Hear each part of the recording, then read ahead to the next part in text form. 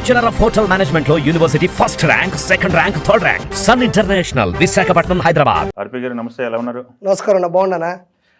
మనం ఇంటర్వ్యూలోకి వెళ్ళే ముందు ఒక టాపిక్ ట్రెండ్ అవుతుంది ఇప్పుడు ఒకటి. ఓకే, అది మీ దృష్టికి వచ్చిందా లేకపోతే దానిపైన మీరు ఏది హనుమంతు? Yes, Hanumanthu issue. అది 3 రోజుల నుంచి బాగా ఇష్యూ అవుతుంది. మొదటగా గుర్తించి సోషల్ మీడియాలో సాయిధరం తేజ్ ట్వీట్ చేశారు 2 గవర్నమెంట్లకి. తర్వాత వరుసన సినిమా సెలబ్రిటీస్ మొత్తం మనోజ్ దగ్గర నుంచి, సుధీర్ బాబు దగ్గర నుంచి సినిమాలు కూడా నటించాడంట అతను. అదేముందిలే అండి, ఇప్పుడు సినిమాల్లో చాలా మంది నటిస్తుంటారు.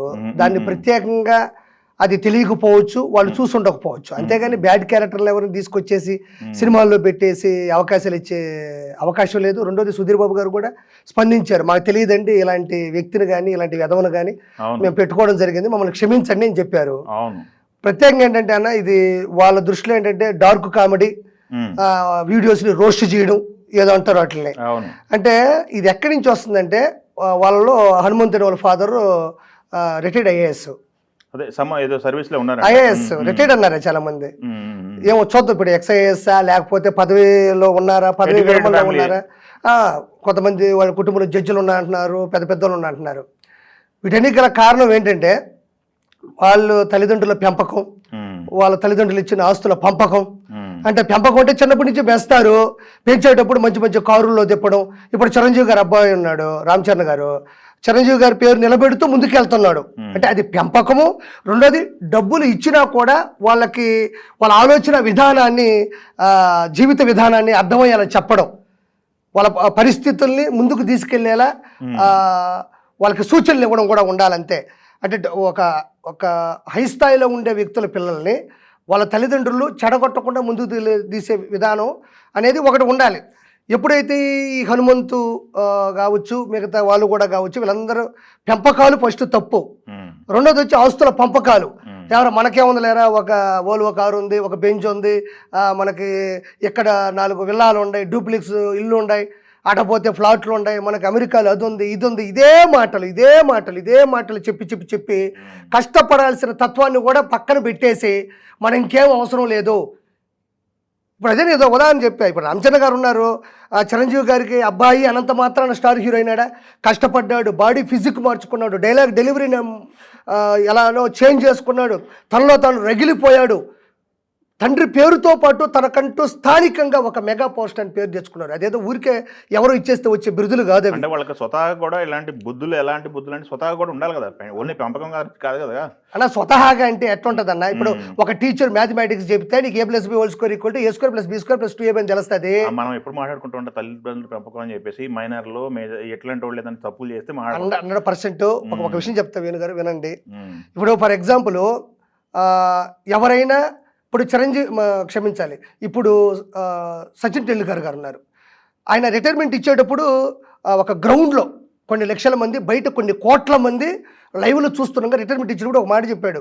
మా అమ్మ చిన్నప్పుడు మారుతి 800 కారు, మా డ్రైవింగ్ రాకపోయినా, మాది మిడిల్ క్లాస్ ఫ్యామిలీ అయినా కూడా నన్ను ఎక్కించుకొని మా అమ్మ డ్రైవింగ్ నేర్చుకొని ఒక 60 కిలోమీటర్ల దూరం తీసుకెళ్ళి క్రికెట్, అదే మా అన్న మా అక్క ఒక బ్యాట్ కొనిచ్చారు, ఆ బ్యాట్తో నేర్పించి మళ్ళీ తీసుకొచ్చి స్నానం చేపించి స్కూల్కి పంపించి, ఆ విధంగా ఇంట్లో ఆర్థిక పరిస్థితులు కూడా అన్వయించుకొని నన్ను చేసింది.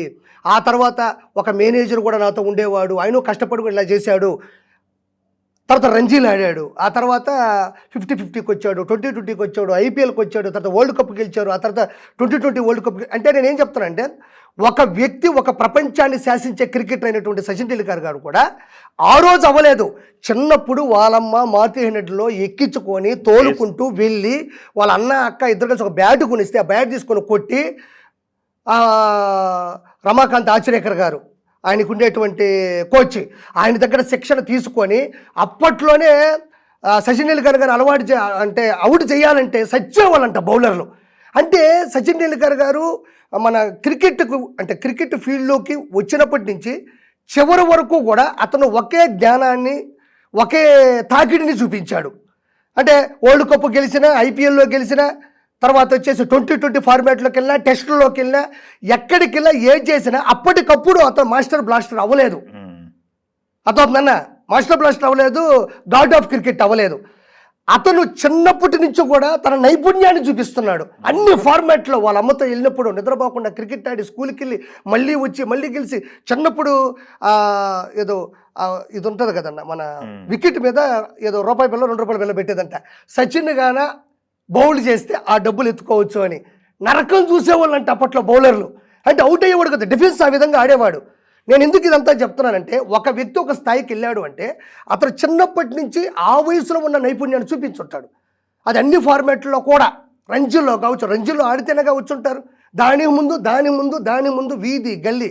అలానే ఒక వ్యక్తి ఇప్పుడు ఎదవ అయినాడు అంటే ఖచ్చితంగా ఇంత పెద్ద ఎదవ అంటే డార్క్ ఫార్మాట్ తీసుకొని రోజు చేస్తూ ఉండగా ఒక చిన్నపిల్ల దగ్గరికి తండ్రి వచ్చి సీరియస్గా చూస్తూ బెల్ట్ అలా తీస్తే టక్కన అమ్మాయి భయపడిపోతూ దగ్గరకు వచ్చే అనగానే బెల్ట్ని ఊయల్లాగా ఊగుతూ ఉంటే, ఇది ఒరిజినల్గా చెప్పాలంటే తండ్రికి కూతురికి ఇలాంటి ఒక సినిమా సిచ్యువేషన్, ఒక మాంటేజ్ సాంగ్ వస్తే అందులో ఇలాంటి ఒక షాట్, ఇలాంటి ఒక రీలు, ఇలాంటి ఒక వీడియో పెడితే ఖచ్చితంగా క్లాప్స్ కొడతారు థియేటర్లో. ఖచ్చితంగా గూస్ బంప్స్ వస్తాయి థియేటర్లో. అందరూ కూడా చాలా అద్భుతంగా ఫీల్ అవుతారు. అంటే రేపు వాళ్ళు చూపించాడు అంటే చాలా సినిమాల్లో తండ్రి కూతురు ఉండే అవినాభావ సంబంధాన్ని వాటిని విధిశీకరిస్తూ ఉంటారు, విశ్లేషిస్తూ ఉంటారు, వివరిస్తూ ఉంటారు, చూపిస్తుంటారు. దట్ ఈజ్ మాంటేజ్ సాంగ్ అంటారు వాటిని. అలాంటి విధానంలో ఎక్కడో ఫారిన్లో, ఎక్కడో ఎన్ఆర్ఐలో ఎవడో చేసుకున్నారు. తండ్రి రావడం బెల్ట్ ఇటు పెట్టుకున్న దాన్ని అసలు ఒరిజినల్గా చెప్పండి ఇది ఒకటి ఉంది అని కూడా ఎవరికీ తెలియదు. అంటే ఈ సైకో నా కొడుకులు వీళ్ళ యొక్క లోపల కామోద్వేగం కావచ్చు, ఉద్రేకాలు, వీళ్ళలో ఉన్నటువంటి సెక్స్ శాడిస్టులు కావచ్చు, తల్లిదండ్రులు భేదాలు లేకపోవచ్చు, అక్కా చెల్లెల గురించి పూర్తిగా అవగాహన లేకుండా ప్రవర్తించడం. కాకపోతే దాన్ని మనకే తెలియని ఒక వీడియోని తీసుకొని ఒక నలుగురు పోగేసి వీళ్ళందరూ కలిసి అక్కడ వచ్చినటువంటి, నేను ప్రత్యేకంగా వీడియో చూడమని కూడా నేను ప్లే చేయను, నా మనస్సాక్షిగా చెప్తున్నా. చూడమని కూడా నేను ప్లే చేయలేను. ఎందుకంటే చూసినప్పుడు నాకే గబుక్కుమనింది మనస్సు. అంటే అక్కడికి వచ్చేటప్పుడు అంట ఆ బెల్ట్ తీసేటప్పుడేమో లైక్ కొట్టాడంట ఒకడు. ఆ బెల్ట్ తీసుకుని ఆ పాప వచ్చి దాని మీద కూర్చునేసరికి ఆ లైక్ తీసేసాడంట. అంటే బెల్ట్ తీసేటప్పుడు ఎందుకు లైక్ కొట్టాడు, బెల్ట్ మీద కూర్చున్నప్పుడు ఎందుకు అన్లైక్ కొట్టాడు అనేది నేను ప్రత్యేకంగా దాన్ని నేను విధిశీకరించకూడదు. తప్పు చేసిన దాన్ని మళ్ళీ 100 రోజుల ఫంక్షన్ నేను చేయలేను ఇప్పుడు. అంటే దీనికి నేను ఏం చెప్తున్నా అంటే, ఫర్ ఎగ్జాంపుల్ ఒక వ్యక్తి అంత స్థాయికి సచిన్ గారు వచ్చేట అన్ని విషయాలు ఎలా గొప్పడై ఉంటాడో, ఈ విధవలు కూడా చిన్నప్పటి నుంచి కూడా ఇలాంటి పరిస్థితిని, ఇలాంటి ప్రవర్తనని ప్రవర్తించుంటారు. ఒక్కసారిగా ఇలాంటి ప్రవర్తనలు రావు. చిన్నప్పటి నుంచి క్రికెట్ నేర్చుకుంటే టక్కన వచ్చేసి నేను దిగేస్తాను, నాకు కండబలం ఎక్కువ, గుండె బలం ఎక్కువ అంటే ఎవరు క్రికెట్ ఆడలేరు. దేనికైనా కూడా ఒక మ్యాచ్కి సంబంధించినటువంటి ప్రాక్టీస్ ఉంటుంది. అలానే ఈ ఎదవలు కూడా ఖచ్చితంగా ఒక వయసు నుంచి, తెలిసిన వయసు నుంచి కూడా ఇలాంటి ఒక కాలేజ్ కావచ్చు, ఒక ఇంటర్ కావచ్చు, డిగ్రీ కావచ్చు, పీజీ కావచ్చు, బీటెక్ కావచ్చు, ఏ విషయాల్లో అయినా కూడా రోడ్డు పక్కన కూర్చొని ఒక అమ్మాయి వెళ్తున్నప్పుడు కూడా ఇలాంటివి చేసుంటారు. ఇవి ఒక్కసారిగా వచ్చేటువంటి పరిస్థితులు కావు. అందుకే నేను అన్నాను, వీళ్ళ తల్లిదండ్రుల పెంపకం, రెండోది వాళ్ళకి ఇచ్చిన ఆస్తుల పెంపకం.